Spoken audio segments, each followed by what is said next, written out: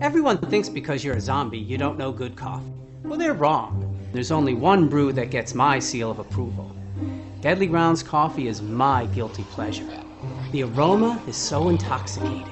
It brings all of my neighbors out of the woodwork. Deadly Grounds coffee. Coffee to die for and zombie approved. It's good to get a little deadly. Use the front door! Oh, they're so disgusting.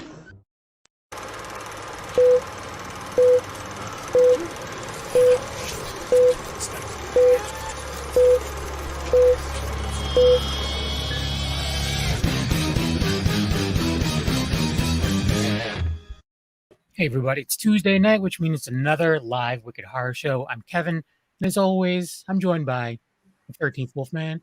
Oh, everybody. And he wasn't here to begin with, but we have Angel from That Strange Show. How you doing, Angel? What's up, guys? Hey. And then Tony has 9 fingers. And Tony, would you like to introduce our very special guests? I didn't even get to say hello. You just threw it to me. Hello. Say hello. Hello. Okay. Yeah. What is going on, people? That's my stick. You know it. Okay. But anyway, actually, not only do we have, sometimes we have one guest, we have 2 awesome guests on, and they both wear multiple hats: writers, directors, actors, actresses. Like it's an awesome show today is what I'm trying to get at. We've had her on many a times, actually 2 or 3. This is, a multiple time guest. Where'd the Angel go? I don't know. He was offended by your comments. I don't know. I guess. I'm sure he'll come back. Reine Swart, how are you? Hi. So lovely to be back. Thank you for having me. Yes. It's always a pleasure. And first-time guest, Michael Lawrence Potter. Hi, good evening, guys, and good morning for me. It's good to be on. Yes, morning. This is true because Michael is in South Africa, so it is 4 a.m. where he is. So it is, that's dedication, I must say, to come to our little show. The coffee's brewed. I've got my suit on the top, and I've got my gray sweats on the bottom. I'm ready to party.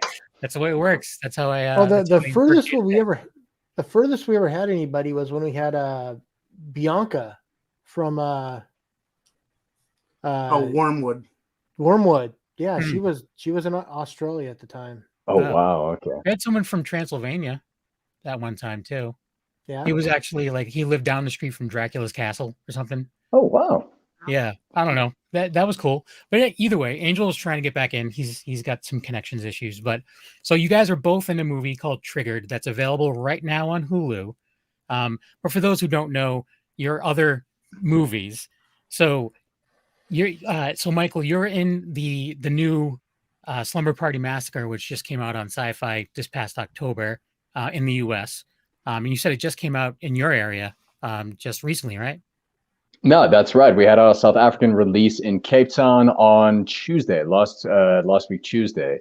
So yeah, relatively new baby in the horror movie field. Nice. That's a hard one to. I mean, I saw the original back when it came out in the theater, and it's a very favorite of mine. I love the original Slumber Party Massacre, so that's a hard one to try to one up, man. Well, I think that was the warning that Danishka gave us when we passed about, in my case, the 3rd or 4th round of auditions, where she would say, listen, the shoes you're going to fill are pretty big. Are you up to this? How do you feel about internet criticism? And I thought, look, let's, you never want to let something like that cloud your judgment. But at the same time, you think, I need to make this the best possible performance that I can. And by the looks of it, people have already embraced Russ Thorne, played by Robin Furin. People already like the girls. I mean, I think a lot of people went in there working as hard as they could, wanting to bring not only the original fan base over, but also to introduce a bunch of new people to the new concept of Slumber Party Massacre and that sort of world. And so far, so good, I think. I think. Have you seen the original? I have, yes. I had to do it as part of my research in the beginning. And I very stupidly decided to do my research at a coffee shop because I thought, okay, I can't be at home. I'm going to flip open my laptop, read this script, watch the original. And then I had to leave that coffee shop because I don't know if you remember, the first 5 minutes of Slumber Party Massacre, not exactly PG. So I had to run from that coffee shop very quickly. That's right. That's all that's the shower scenes. Yeah. Yeah. No, I know it. I know it for sure. Now, and we, like you said, we've had, Reine. I'm sorry, is it Reine? Is that how you pronounce your first name? I love it when you say Reine. It's Raina, but Raina. Reine is Okay. great too. I'm sorry. So Raina, we've had you on for some other stuff like the movie Heks and the Lullaby. The Lullaby, like Wolfie and I both really, really loved the Lullaby. It was so dark and just like really. I think the last time we spoke with you, I think you had just come back from South Africa. You were filming with a director, and one of our other, not regulars, but one of our other guests that we've had on a bunch was going out there to film with the same Jamie Bernadette. Yeah, Jamie Bernadette. So it's cool to see that, even if you're not from the same country, you guys are all like kind of sharing the wealth, working with some great like directors and actors and stuff. It's pretty awesome. So yeah, I don't know. It's pretty cool. So how did Triggered come to be? Like how did you guys meet up for this? I actually just kind of sorry guys, like I couldn't really hear right now. Sorry, but yeah, you were talking about like people just coming from all over the world and working in South Africa. South Africa is such a great destination to film because you have a desert like a half an hour away, you have the ocean a half an hour away. I don't know, it's like this, it's a small country, geographically, but it's just such a great country. We have mountains, we have, I don't know, it's a very special country, and a lot of big films and productions do come to South Africa. Our crews are very very professional, and our cast, like Michael, and the whole film was only South African cast, right, Michael? Like it's an American film, but yeah, so I think it's a very special country. I love South Africa. Nice. Yeah, I think to elaborate on that, I think what's beautiful about South Africa is that whatever sort of setting you're looking for to film in, barring one or two exceptions, you can find it in South Africa. Like if you're looking for, okay, we need to find something that looks like Oregon with lots of forests and trees and that, you'd go to KwaZulu-Natal, there's deciduous forest there. Or if you say, okay, we need like something Mad Max-ish, you go to the Northwest, you'll find deserts very, very quickly. And I mean, the number of films that I've watched recently where it is quote unquote Los Angeles and it's Cape Town. Oh, yeah. It's I think that to elaborate on what Raina was saying, the locations it's one of those things where you can find things that look nothing like what you've seen before, or you can find something that you go, that kind of looks a bit like Portland. Yeah. And I think that is a huge advantage for those wanting to film somewhere different, but also keep that sort of familiarity. And I think that's kind of where Triggered met in the middle of that Venn diagram, in that it was enough to bring in the American audiences so that they wouldn't feel left out. But at the same time, I think, especially with Slumber Party Massacre, we had a lot of shots in a lot of places that, although it did look like the outback of, let's say, Kansas, there are a lot of shots there and a lot of things that could only be possible, especially the light, because it's in the Southern Hemisphere. So yeah, I think that we're definitely not going to be the last kind of crop of horror movies shot in South Africa. I think there's definitely a nice big boom of horror movies being made here, especially because as South Africans, we love horror movies. Like, we're a spooky country, so we're a big fan of Americans coming to film with us. You like American screaming and just blood. You love it. Oh yeah. Yeah. Yeah. Yeah, I'm always looking forward to something. Kev knows, Tony knows.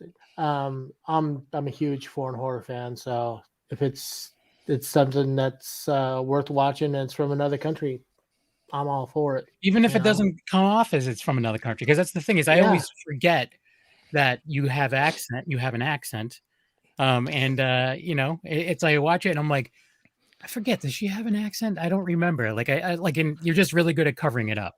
Is what it is. I wouldn't be able to. I can't even cover up my Massachusetts accent when I try to half the time. So, especially when he says "ca" and "yod." Yeah. Were you saying, Angel? No, saying Fried Berries takes place in Cape Town. No, Fried Berry.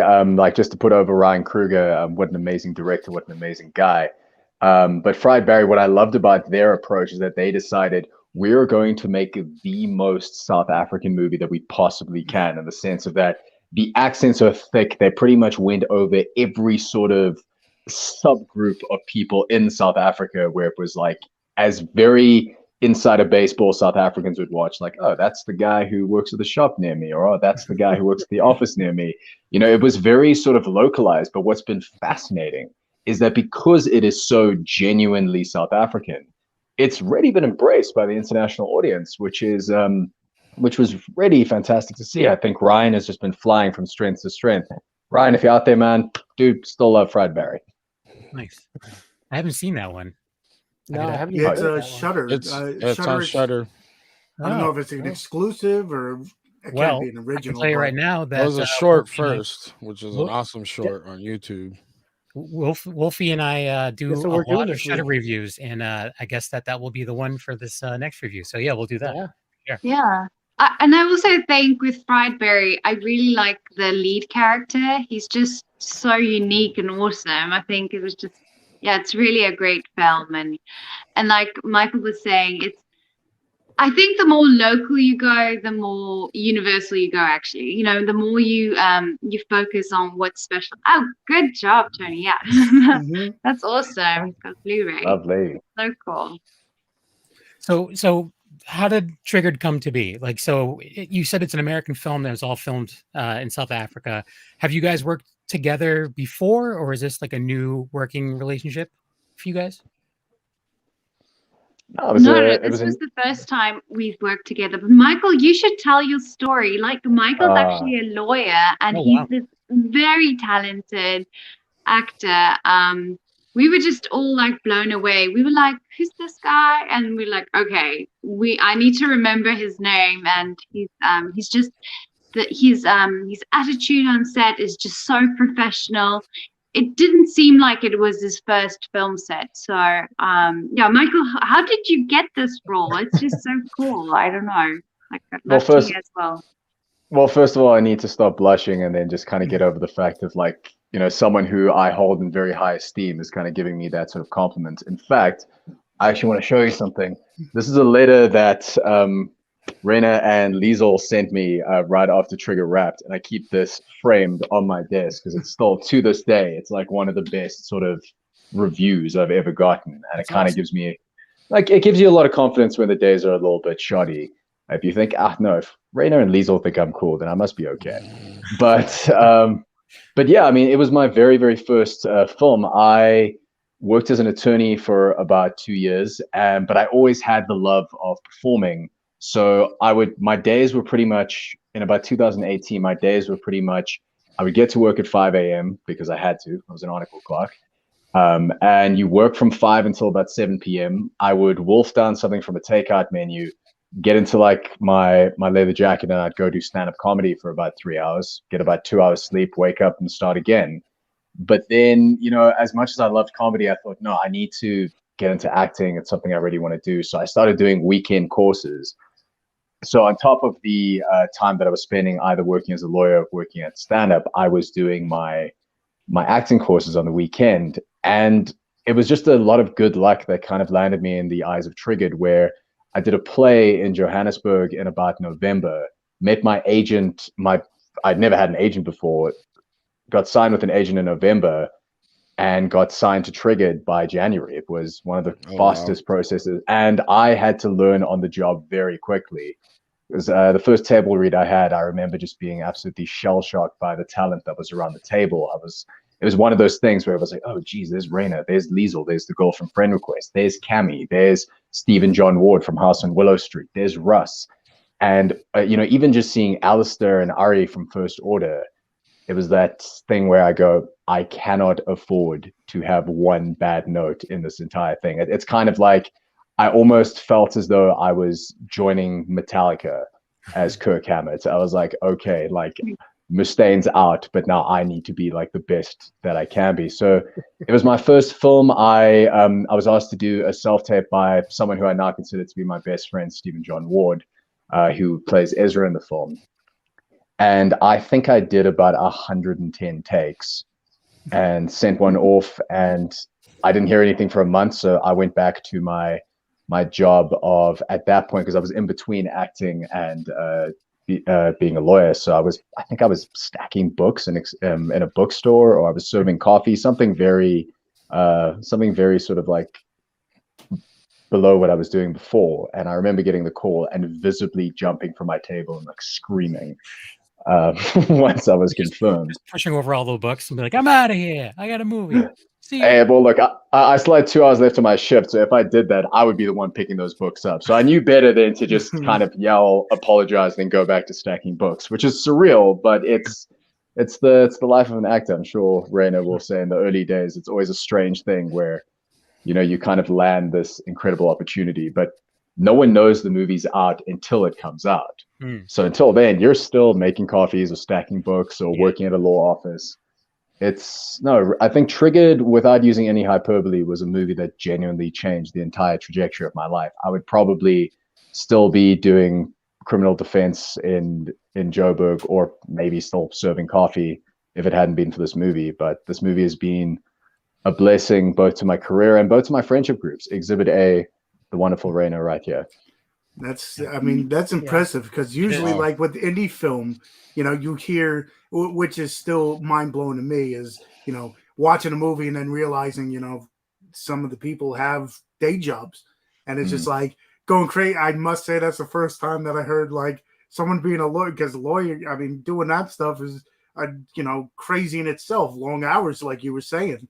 And then putting on top to become a lawyer, like the amount of work that has to go into becoming a lawyer, and then it must have just like been driving you crazy. You're like, I don't know if I want to do this now. Like I just became a lawyer, and now it's like, but at the same time too, like for as much as I respect the acting part of it, you said you were a stand-up comic as well, and that is terrifying. Like I enjoy stand-up to no end. I love it. And I've always like wanted to do it, but it absolutely terrifies me. So you could do it. Do it. I mean, anyways, but so yeah, that's do it. Yeah, do it, man. Now you gotta we'll hit up. We'll do an open mic. Yeah, no. Let me if you do a live around here, there'll be nowhere around here. I'll have to travel to another state. We'll go to Jersey. Right. We'll love you. But that's pretty crazy. How long did you do stand up for? It was about 2 years, and I think that I had definitely a career of two halves as a stand up, where I started off when you start, because you're so like oblivious to the world, you think you're amazing. Like I thought, because I killed my first show, so I thought I was the second coming of George Carlin, and then I did my second show, and man, the crickets didn't even make sounds. It was terrible, and I think it is one of those things where you do learn to get that outer exterior, you know, get that sort of self-motivation and learn to kind of deal with the room when it sucks, and then learn to kind of ride the wave when it's good. And I think I was just very lucky in that I had a lot of very good mentors who kind of pointed me in the right direction, who helped me through it. Because I think, Kevin, if you're going to start on the stand-up journey, all I'll say is do about 15 open mics in a row. It's kind of like a friend of mine, he was quite an interesting cat. He was doing his, he had just gotten sober for the first time and doing stand-up comedy at the same time. And they have a saying, and he had a saying in the 12-step rooms where he would go, you need to do 90 meetings in 90 days in order to like create a new habit. So he did 90 open mics and 90 like AA meetings in the space of 3 months. And I mean, the guy's selling out arenas now, so clearly something worked. Oh, that's awesome. But it really was an amazing introduction to the entertainment world, in the sense of that you create that sort of traveling circus family. You learn about tenacity, you learn about performance, you learn about working a crowd. But, you know, I think that it was one of those things where, to use the Metallica reference again, I was definitely looking at it of, I think that I'm going to go this way. And just because, you know, it would be the equivalent of, I've always taken a look at comedy in the same way as I take a look at, let's say, very good jazz music or astrophysics. I appreciate it and respect it, but I'm man enough to admit that I don't have the skills necessary to make a career out of it. But I had a lot of fun, and I definitely learned a lot from my days on the comedy circuit. Yeah. Still massive respect for it. And the thing that's crazy too, like with movies and stuff, like, you know, like the movie Triggered, like we're talking about right now. You know, you were talking about like, you know, how the one director from Slumber Party Massacre is like, how are you with like internet, you know, backlash or whatever. that's a little different than in person. So like if you're doing stand up and they don't like it, you know it right away. And Oh yeah. I've seen some comics that I generally think are like absolutely like they're national comics. One of them was mentioned by Jerry Seinfeld as being his favorite comic. And I saw him kind of bomb and figured he would just be like, oh, whatever. He, as soon as that show was over, he was gone. He's just like, get me out of here. I'm like, this dude was literally just mentioned by Jerry Seinfeld as being one of his favorite up and coming comics. And it's just like, oof, that stinks. But I don't know. So more power to you though. That's pretty great. So Rainey, have you ever done stand-up comedy? I'm just kidding. No, I would never sing in front of people. Never do that. I think you have to be very brave. I think that's amazing if people do that. Yes. I don't think. No. I'm too much in my head, I think. But I'm curious about. I mean, we heard Michael's story about how he felt when he got his first acting job. Raina, sorry. What about you? I mean, do you remember the first time you got your first legit acting job and what kind of emotions you went through? Oh, I want to hear this. Yeah. I mean, it was quite strange. It was so in South Africa there's a like TV soaps like Days of Our Lives. It's kind of like that vibes, and I went for an audition. I think it was my third audition. So I didn't, like Michael, get my first audition. I didn't get the other two. And I think I got the role because I looked like someone they were referencing from a TV series. And I was so excited. I'm going to say this with so much respect. I'm not a big TV soap fan. So I was making fun of the soap before I actually, came onto the soap. But then I was like, okay, this is hard work, because it's long hours and everything. But I learned a lot and I love the people. And TV soap is definitely a different type of acting. I had to learn to do that because my background was more in, courses and stuff that I did was film acting. Yeah, so that's my first. I first played in a TV soap, and from there I thought I was there for a year, and then I thought I couldn't do. I didn't want to do this forever, so I stepped out, and it's very daunting to go into freelancing, and it's up and down. You audition for 20 stuff, and maybe you get something. Maybe you get 2 callbacks. It's tough, the freelance world, but I think in the beginning it was tough for me because my phone would ring and I'd be like, oh, is it my agent? Did I get the job? But as the years go by, you kind of just brush it off. You do the audition and you just try to forget about it and go on with your life because life is too short to worry about, stuff you can't control. But it looks like you're definitely I was going to say you're on an upward trajectory. I mean, we had you on for the Lullaby.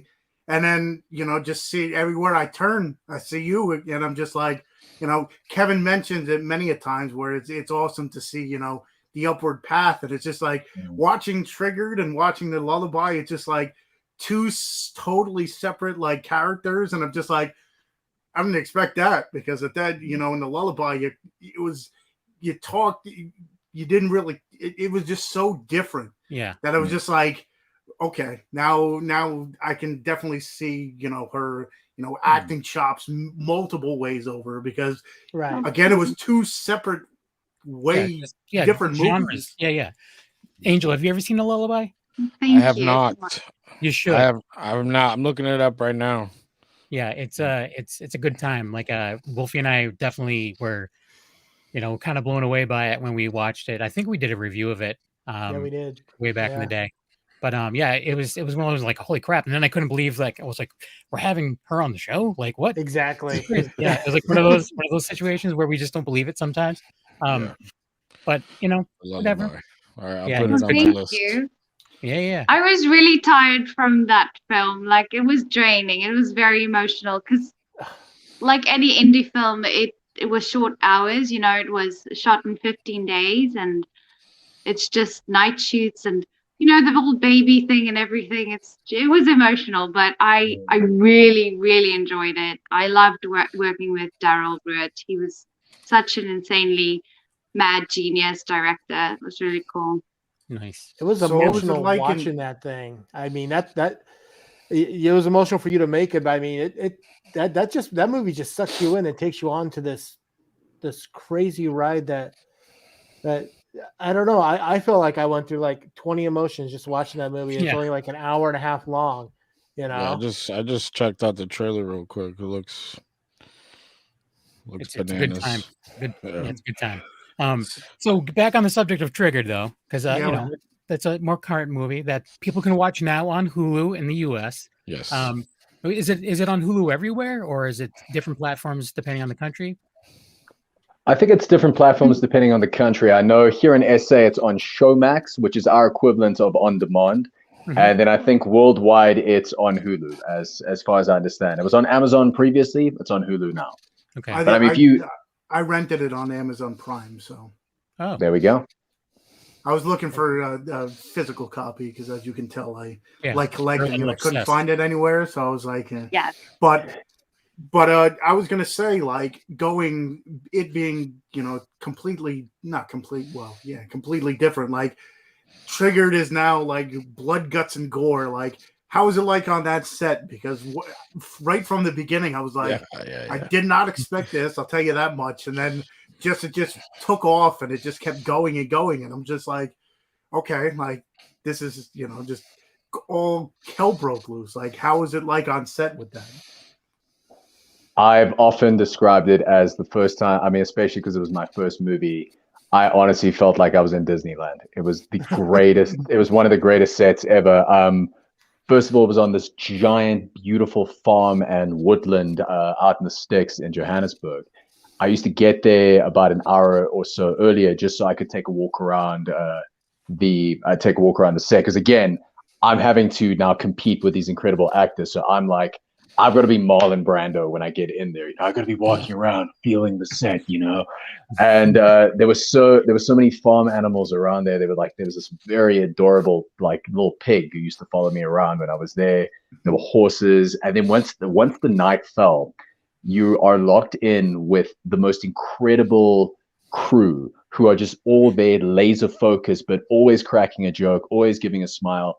And then I think as the group of actors, we all got along incredibly well. I think that we worked very long hours and we worked very hard, especially for Reine in the later shooting dates because of all the rain. I mean, we almost got torrentially rained out on a daily basis. Oh, wow. But I think just seeing so many committed professionals with such a good sense of purpose and such a good sense of humor, it made the set such an enjoyable place to be at. And there was so much space for creativity in that. I think Alistair, as the director, knew exactly what he was looking for. So as long as we hit those marks, he let us play around a lot. He let us improvise. He let us kind of explore creative outlets. I have this thing called the trigger gauge where I will go onto a set and I will kind of rank every single set that I'm on. How does it compare to the experience of Triggered? Because Triggered for me is still one of the best sets I've ever been on, just in terms of how much I enjoyed it. I mean, it's 4 a.m., you're covered in fake blood and prosthetics, running through the woods with some of your best friends. I mean, how can you not have fun? It was unbelievable. Yeah. So what was I mean, honestly, it's like you're covered in fake blood, and I mean, you just went from being a lawyer and a stand-up comic to going, hey, guess what? I've got 50 gallons of blood on me. I mean, I'll tell you where it really hit me was the first scene I ever did was a very intimate scene with my very good friend Syfy, and I just started laughing when I was in the tent because I was there. They were basically like, all right, here's your robe. Here is your sort of flesh-colored bodysuit. And every now and again, Henny, a good friend of mine, is going to come over and squirt you with fake sweat. Meanwhile, mosquitoes are biting me. I'm in this satin robe in the middle of the woods. And I just started laughing. And Soraya looks at me and goes, like, are you okay, kid?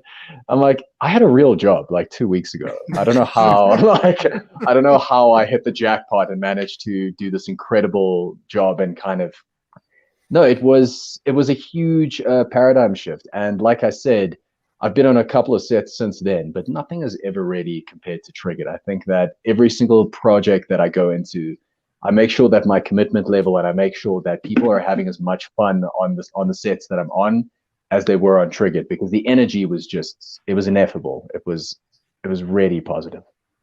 Nice. So is there anything you guys won't do? This is for both of you. I mean, in movies, it's like, is there that line that you won't cross? I don't know.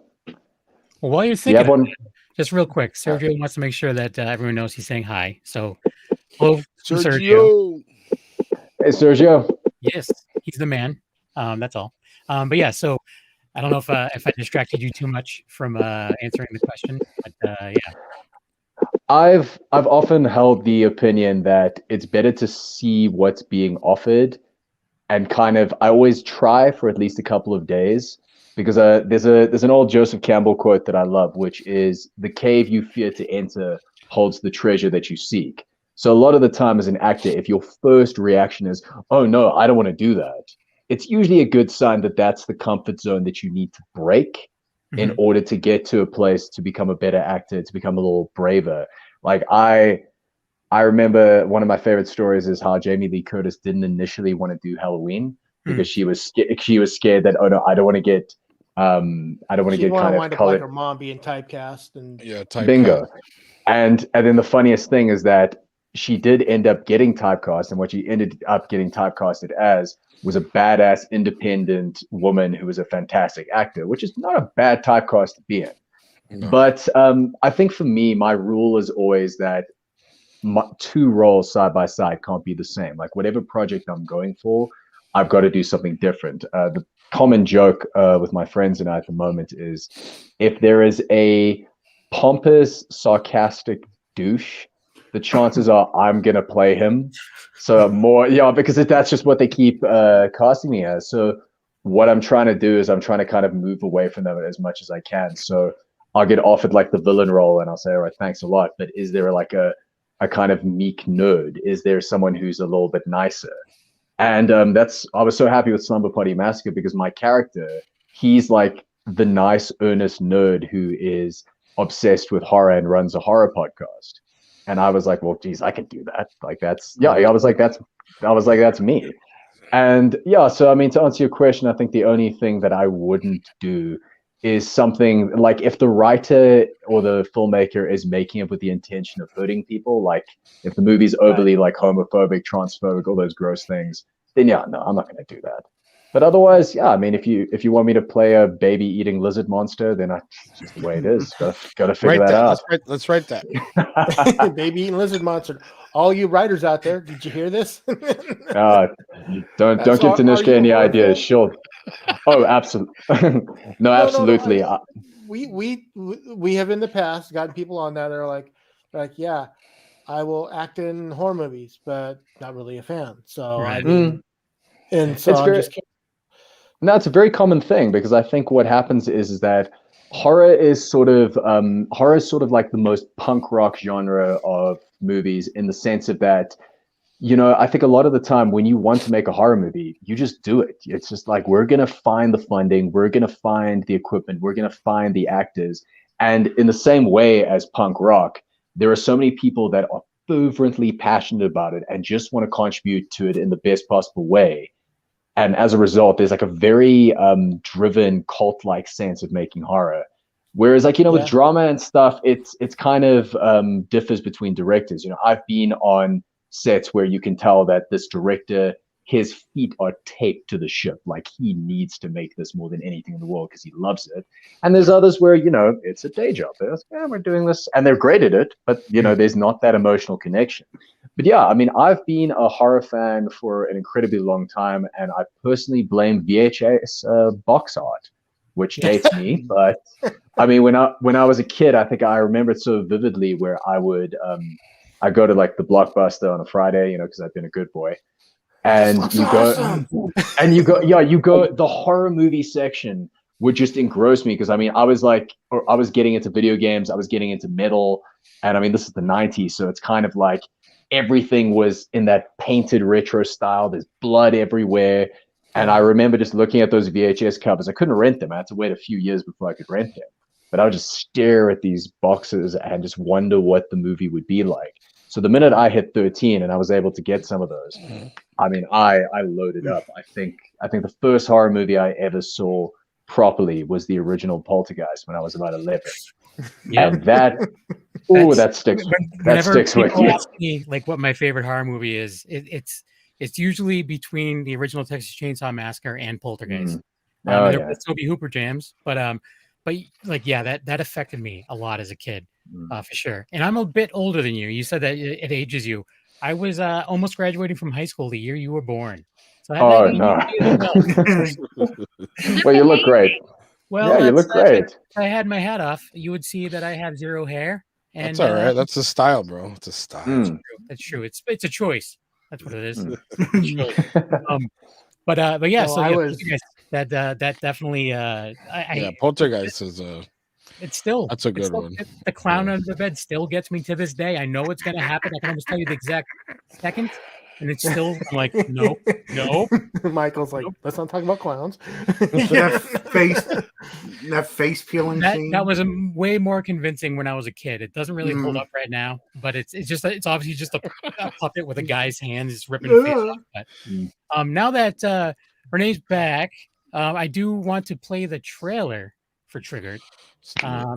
So let's do that. Here is the trailer for Triggered, which is streaming right now in the US and everywhere else except for South Africa on Hulu. Showmax.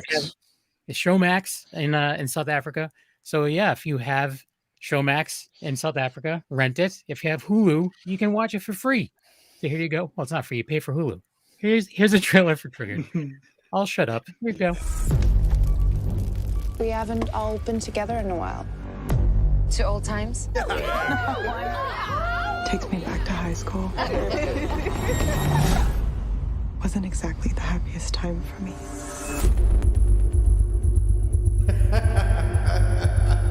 Been a long time since I taught all of you.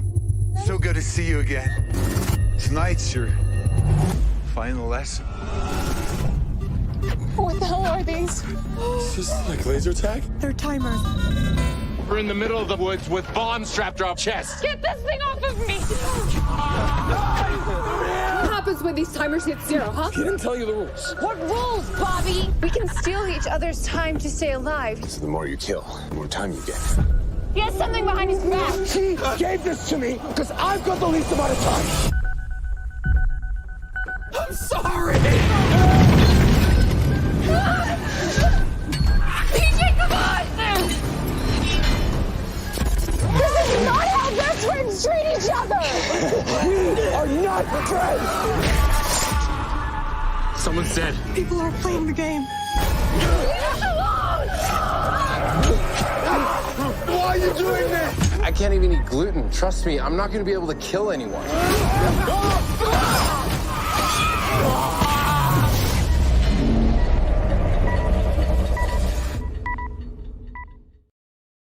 Well, there you go. Triggered. Yeah. So the one thing too is, like, if you look on IMDb, it's listed as a action comedy horror. So there's definitely some lines that are definitely, like, they kind of throw you off because you're just like, huh? Is that what they meant to do? Like, because what are you gonna say, Tony? No, I was gonna say, because you get like a crazy kill scene or whatever, and then right after there's a little like, okay, am I supposed to laugh now, or is it like, should I be laughing at this, or but? Or even like the line in the trailer, like, I can't even eat gluten, like it's just like, I think that was going, and then I think, Michael, it was the last line you said before you went. Oh fuck!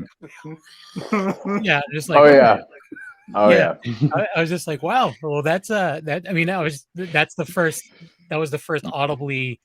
I laughed out. I laughed at that part because I'm like, just the placement of it and everything. I'm like, well, that was great. Like, that was fantastic. So I think that really falls at two people's feet. It's definitely the incredible writer David D. Jones, good mate of mine. What an incredible writer!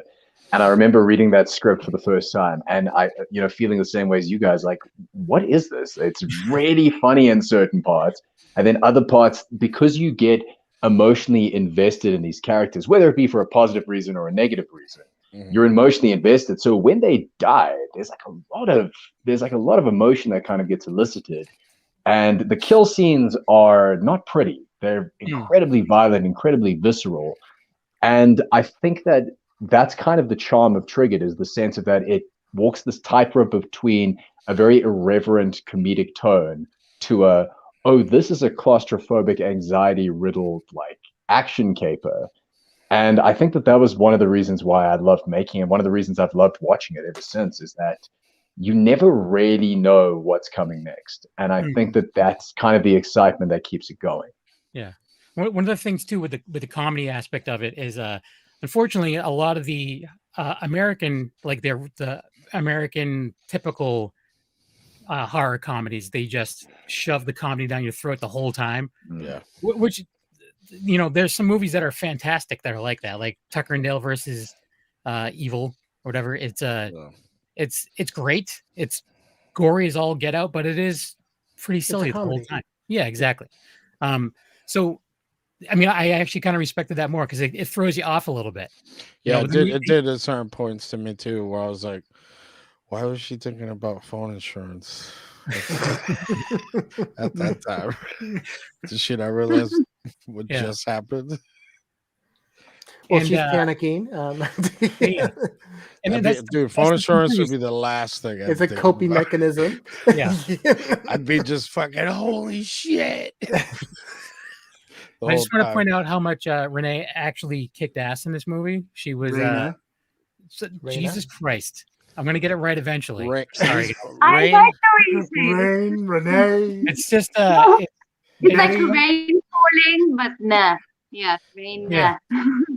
I apologize. I'm the worst. No.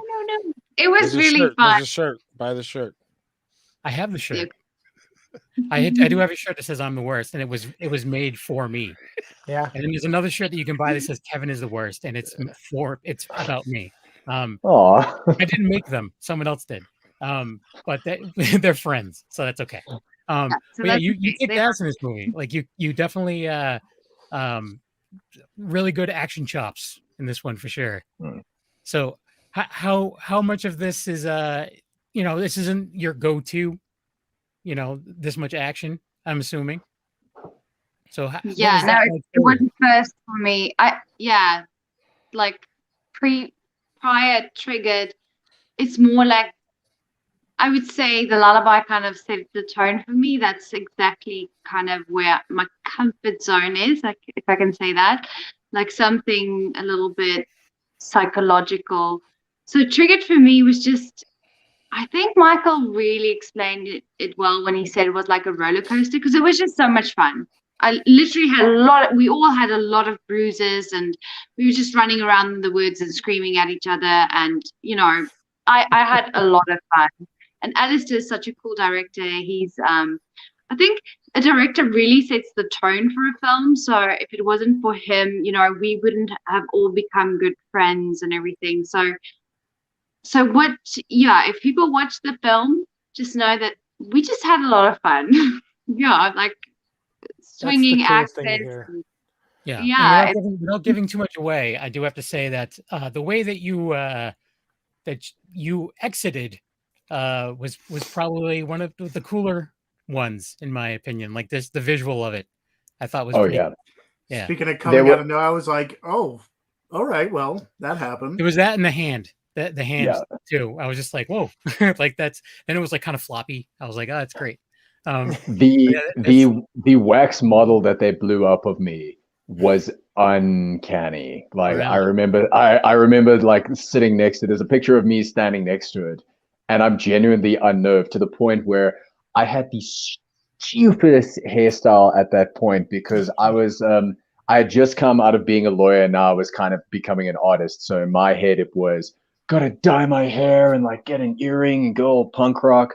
So now my hair was growing out. I'm trying to be an adult again. So it's like streaks of blonde and streaks of black, and like my hair was a complete mess. They nailed it. It was unbelievable. Like my facial expression was exactly. It was very unnerving. But I mean, I think seeing yourself getting blown up. I mean, there's not much that's cooler than that. That's really cool. So did you have to sit for a casting for that? No, I know that Paige had to, and I know that Soraya had to, but mine, they did it completely by a couple of photos. Wow. And it was perfect. But no, I know that Reina had to do a cast, and Sue had to do a cast, and Paige had to do a cast, and you guys were in that stuff for a long time. Yeah, it's quite, if you're claustrophobic, it's not fun. That was the only part that's not fun. They put stuff on your face and you're like, yay, can't move, can't talk. Okay. Yeah, it's that would be. Yeah. So how does that work? Do they just like leave like a little hole so you can breathe, or? Yeah, well, now I can't really. Yeah. They do make a little cut here so you can breathe, and your nose as well. So yeah, and then you can't see anything. I don't know. Yeah, I mean, it wasn't the worst. It was interesting. Yeah, but the makeup artists, they didn't have a lot of resources because this was also a passion project for Alistair and them, I think, right, Michael? It's more like they had a tight-knit team working on it. And obviously Alistair is a very experienced director and everything.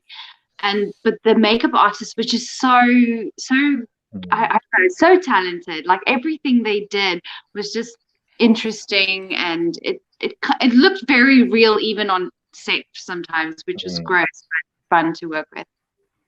Yeah, Stella and Co. One to watch for sure. Yeah. It's got yeah. By the way, an award-winning makeup team, if I might add. Yeah. They actually won the SAFTA Awards, which is our equivalent of the BAFTAs. And they actually won for best makeup. And I think what was so great about what Stella and her team did was a lot of the movie is filmed in the dark with kind of the blue light, the spooky sort of the woods at night sort of look, very, very reminiscent of 1980s horror movies. And they understood that lighting. They understood that so well that every single bit of makeup that they would apply, it looked really good in the makeup chair. But once the light hit it, I mean, every now and again, I would look in the mirror and be like, did I actually get busted open? Am I okay? Because it was real. Like, I mean, my mother still refuses to watch a lot of the parts of Trigger because she's like, I don't want to see my son like in that much pain. Oh, wow. And I'm like, yeah, no, exactly. It's real, and it's the glow from the devices that were on you as well. I think that definitely added to it. Like it was something that you see, like one of them's red and one of them's like blue, and then they come together, and it's just like, oh, this is just really cool. Like I was paying attention to that. I was like, no, absolutely. Yeah. It was very, very reminiscent of like Creep Show or anything that used that sort of alternating light. And that was the one thing I'll say is that the use of lighting and sort of economic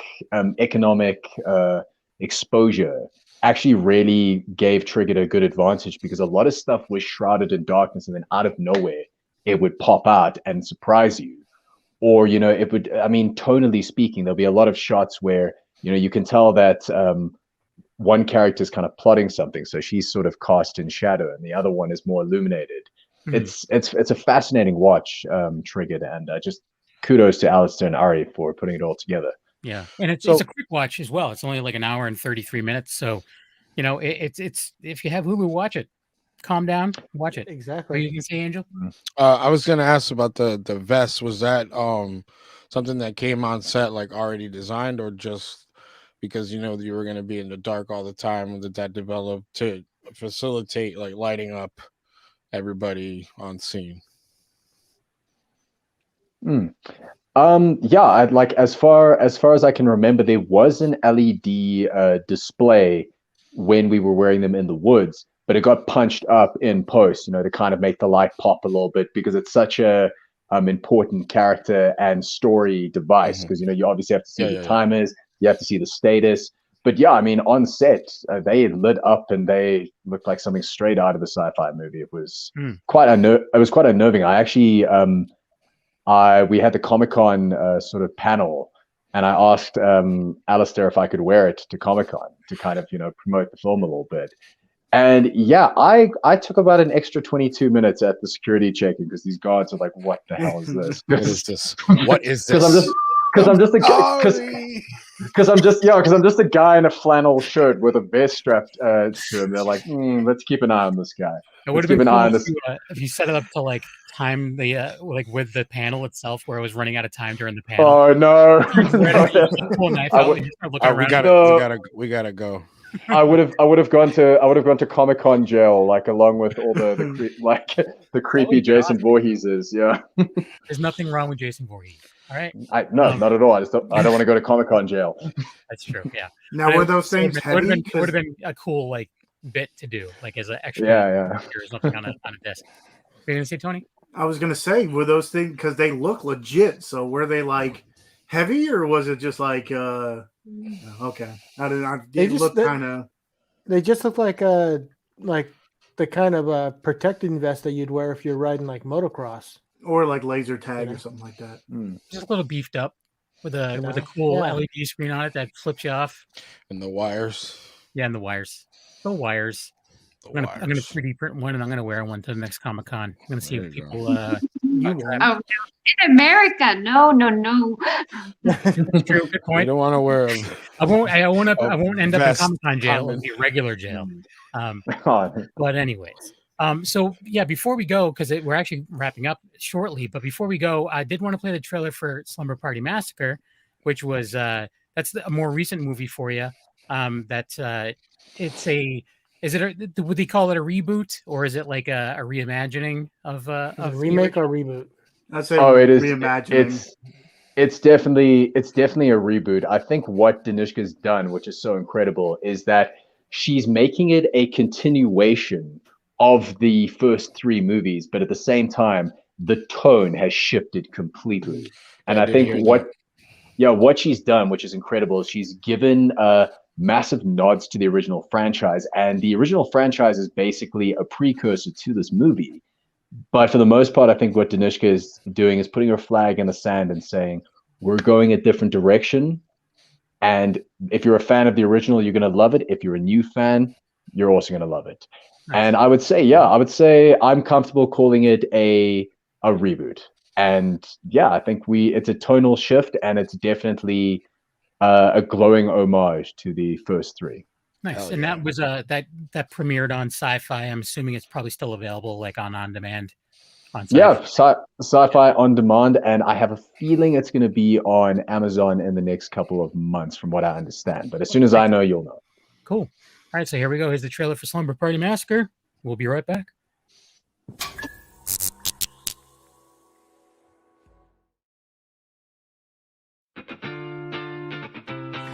Call me when you get there. I will. Stop. Don't make eye contact. It'll give her an excuse to give safety advice. Could you imagine if we got pulled over? We're not getting pulled over. We'll just invite the police to the party. I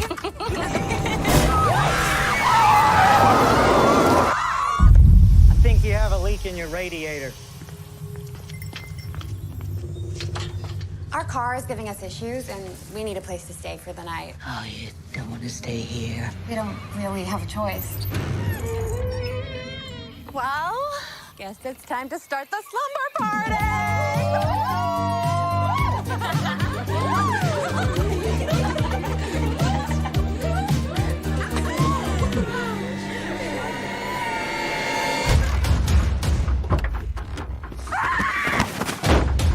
Alex, you're bleeding. It's not my blood. Check all the windows.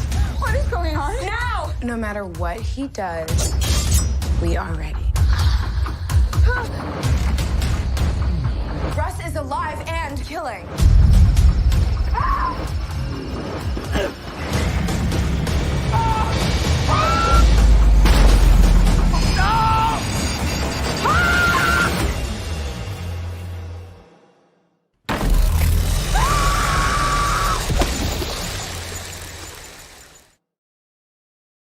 Well, there you go. There's that. Ooh. Hell yeah.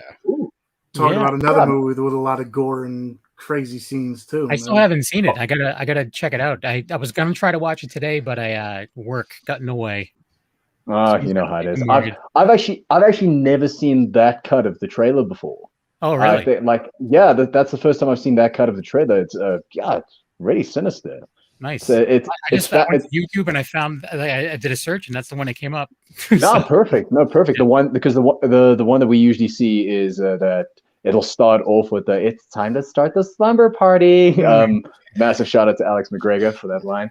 But yeah, first time I've ever seen that cut. It was unnerving. Nice.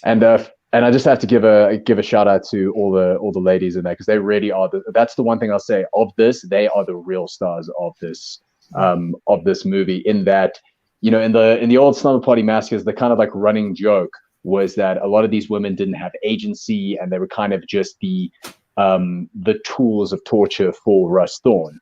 In this movie, they are like blood. Oh, by the way, that sound there, that's a hardy-daw, the loudest bird in the world, and they are all over Johannesburg. No, I thought there was a cat. Yeah, I thought it was a cat. I was like, is there a cat like, going on behind you? Like, No. Those are like our pigeons. Like that's us every 20 minutes in South Africa. They're huge. They're big. They're huge. Like Wow. imagine. And apparently, here's the best part: they scream like that because they're scared of heights. I'm not kidding. I've always found that called a hysterical. la-di-da? A hardy-daw, but la-di-daw is great. We're keeping that. It's a la-di-da. But to get back to Slumber Party Massacre, I mean, they turn these ladies into these badass, ass-kicking femme fatales who are kind of out to hunt for Russ Thorn as opposed to Russ Thorn hunting for them. Yeah. And I think that tonal shift is something that really gives a lot of credence to this. And this, basically, it's a movie of two halves. I won't give too much away, but the girls really move from being the hunters to the hunted very quickly, and then it swaps over again. It's like you never really know where they stand in terms of the power dynamics. And I think what was so refreshing to play one of the guys in this movie is I was essentially playing a shirtless himbo scream queen, and it was amazing. Like, you know, it was the classic when you're watching a horror movie with your friends and you're like, what the hell is he doing? Why is he going to shower at like 4 a.m. while there's a killer on the loose? We're those guys. It's literally you take your dumb jock part of your brain and you turn that up to 11. And I think that it's such an interesting dynamic change that Danishka has and her team has created. And I can't speak highly enough of the women in this film. They really anchor this and are such incredible stars. There was one scene that I was watching that I was like, "Am I seeing the little pillow scene?" Where oh yeah, I was like, "Okay, that's different." Yeah, no, I can officially add. I'm not going to ruin too much, but don't sleep on the pillow fight scene. And it's not what you expect. That's all I'm gonna say. Nope, I was like, okay. My curiosity's been piqued. I'm gonna have to check this out. So we do have to wrap things up. So before we go, though, I just want to. I'm not gonna put my foot in my mouth again. So the lovely Miss Swart, would you have anything anything coming out soon that you like people to check out, or any projects in the works? Yeah, no. It's not coming out soon, but I think next year. I co-wrote a script with a friend. It's called Flesh, and Daniel Harris plays the lead in it. We have lovely actors, and the director's really cool. So yes, I'm kind of like going into writing and trying to hone the craft and getting better and everything. So Flesh is next year, maybe. Yeah, that'd be great if you can watch it. Thank you so much for having me on the show. It's always fun. Yeah. You're all very awesome. Great, thank you. How is Heks doing? Yeah, no, it's doing well. It's going to it's in Poland. It's going to all these like different countries and everything. So, I mean, it's a great experience. I've learned a lot, and there's 1,000 things that I want to do differently. So I think it's always great to just do something if you want to do it, and you can build from there, and and become better, and work on yourself. Cool. What about you, Michael? Do you have any projects in the works? What's coming up next for you? Oh, well, first things first, since I have the opportunity to do so, we were talking about how amazing it is to see Reine's trajectory just skyrocket. How often is it that you get to see two trajectories of two different careers skyrocket at the exact same time? Reine, the fact that you've been able to really carve out your niche as a very, very, very committed actor. And on top of that, be a incredible director and writer while raising a newborn child. Honestly, my admiration for you, it goes, Hardy Doe has to go, and we're back. It goes beyond any sort of expectation, and I'm so humbled to see your journey, and long may it continue. And I think that what this genre desperately needs is more people like you, and especially more women like you, to kind of carve out the path so more people can follow. So just huge kudos to you on that. But I no, you're amazing. You're all amazing. I hear what you're saying. I'm still like at the beginning. I feel I still have a lot to learn and everything. But thank you so much. I really appreciate you. You're always very kind. Yeah, And that sound in the background was the bird agreeing with what he had to say. He had to agree. No, exactly. Hey, Raina's homegrown, man. Like even the birds know about it. Yep. But to answer the question in terms of upcoming projects, I have been taught never to talk about a soup until it's completely cooked. So instead, what I'll say is I'm at What's Potting, WHATSPOTTING. It's early, and just follow me on there, and I'll give updates on anything I'm doing. But I do have a really cool action movie coming out quite soon, which is my first foray into action and combat. And I'm actually working on a role at the moment where I currently am sitting, and I don't know if I'm going to be able to stand properly because I did a 2-hour martial arts training workshop with a new trainer for this new film. And yeah, I'm basically getting pounded into cookie dough every day for this role. So that will be out in about 2 years. Until then, yeah, watch the socials and hope you like dog videos because that's most of my stories. I do like dog videos. So that's the best place for people to follow you is on the Instagram. Followed. Yeah. Yep. Thank you, sir. And yeah, and what about you, Miss Swart? Where would people follow you on social media? Same thing, Instagram? Yeah, no, there's my name. Just be at Reine Swart. Yeah, I am trying to be a little less active, to be honest. I watched that social media film on Netflix, and I was like, oh, I'm a little addicted. Social dilemma, yeah. But I'm always like, I love Tony's posts and stuff. So sometimes I'll just go up and my favorite people, I'll just see what they post, and yeah. So, but thank you so much. It would be great if you follow me. Yeah. Yes, definitely. Just sent you a follow there. Oh snap! So yeah, we're just going to do the rundown with these guys too. So Angel, thanks for coming on. Where can people find you? At That Strange Show with Mandy and Ryan every week. And then sometimes I come hang out here and have technical difficulties right at the start of the show. But yeah, just check us out and check out Wicked Horror Show every Tuesday. Word up, Tony. You can find me at Tony Has 9 Fingers on YouTube, where I do movie reviews, unboxings, anything movie related. You can find there. Tony Has 9 Fingers on Twitter, which I hardly ever use. Tony's Movies on Instagram, where I show off the movies behind me. Tony Has 9 Fingers on TikTok, which I did get back, and I still do not do any twerking videos. I think you do. So I do not. I think that's maybe why I got kicked off. But and then of course here on the Wicked Horror Show, most Tuesdays, and we do have a Wicked Horror Show Instagram, which I'm trying to buffer up and stuff like that. So follow Wolfie. Yeah. Wolfie. You can follow me on YouTube, the 13th Wolfman, Twitter at the 13th Wolfman, Tumblr, 13th Wolfman the Prowl, doing the Wicked Horror Reviews with Kev, doing the Wicked Horror Show twice a month. And, just check out my YouTube. I'm throwing something new up all the time. And I just want to thank both of you for coming on again. Yeah, it's awesome. Sure. Kev? Yes. Yeah, A Knuckle on Instagram. Besides doing this show with these lovely gentlemen, I'm also part of Secret Underground Hideout and Black and White Fright, all of which are on the Dorkening Podcast Network. Go to thedorkening.com for more information on all the shows on the network. Thanks for watching / listening. And if you're in the U.S., happy Thanksgiving. Yes. And Happy have a good one. Thanksgiving. Thanks, yeah. man. Go watch Triggered.